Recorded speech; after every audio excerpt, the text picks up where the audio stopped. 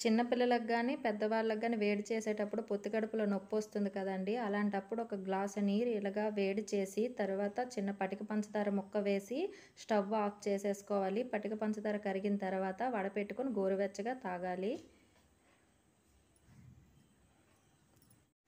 వామాకు మొక్కండి. ఈ ఆకుల్ని చిన్న చిన్నవిగా చిదిమి కొత్తిమీర లాగానే చారులో, సాంబారుల్లో, కూరల్లో వేసుకోవచ్చు. మంచి ఫ్లేవర్ ఉంటుంది. మనకి ఇది ఆకు నడుము నొప్పి తగ్గించడమే కాదండి, ఆకలి పెంచుతుంది. చిన్న కొమ్మ నాటుకున్నా పెరుగుతుందండి.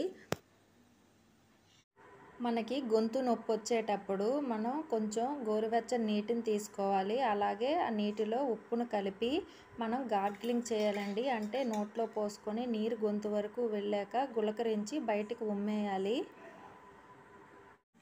సెగగడ్డలొచ్చేటప్పుడు ఉమ్మెత్తాకులను తీసుకొని ఆకుపై ఆముదాన్ని వేయాలండి. ఆముదంతో ఆకంతా బాగా స్ప్రెడ్ చేసి మనం నిప్పుల పైన గోరువెచ్చగా చేసి ఆయిల్ ఎటువైపు రాసామో అటు ఆ గడ్డలపై ఉంచితే సెగగడ్డలనేవి తగ్గుతాయండి.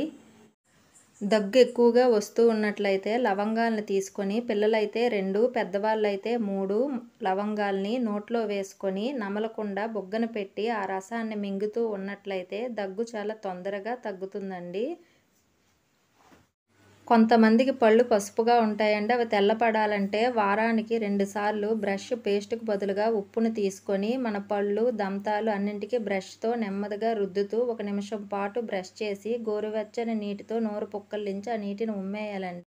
జామాకులు గానీ, వేపాకులు గానీ కొన్నింటిని నోట్లో వేసుకొని మనకి నొప్పి లేని పళ్ళతో మెత్తగా నమిలి ఆ ముద్దను పిప్పి పన్ను పైకి తెచ్చి వేరే పంటితో వీలైనంత సేపు అదిమి పట్టి ఉంచాలి. తరువాత గోరువెచ్చని నీటిలో ఉప్పును కలిపి పుక్కలించి నీటిని ఉమ్మేయాలి.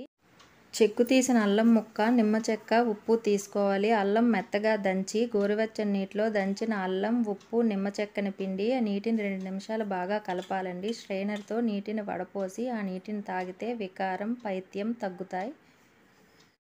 వేపాకు, వాము, దుంప పసుపు కొమ్ము తీసుకోవాలండి. దుంప పసుపు కొమ్ముని గుండ్రగా దంచుకోవాలి. ఈ మూడింటిని కలిపి మిక్సీలో ముద్ద చేయాలి. స్టవ్ పైన 5 నిమిషాలు వేడి చేసి ఆ ముద్దను పరగడుపునే పెద్దవాళ్ళైతే 1 టీ స్పూను, చిన్నపిల్లలైతే తగ్గించి 15 రోజులకు ఒకసారి తింటే పొట్టపురుగులనేవి రావండి.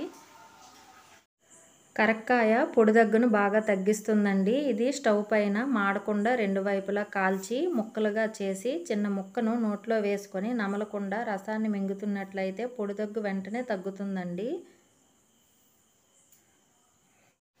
దగ్గు, కఫము ఎక్కువగా ఉండేటప్పుడు లవంగాల్ని దోరగా వేయించి పొడిగా చేసుకోవాలి. పెద్దవాళ్ళైతే 1 టీ స్పూను తేనెలో 3 లవంగాల పొడిని, 5-10 సంవత్సరాల లోపు పిల్లలైతే అర టీ స్పూను తేనెలో 2 లవంగాల పొడిని 2 రోజులకు ఒకసారి తీసుకుంటే దగ్గు బాగా తగ్గుతుందండి.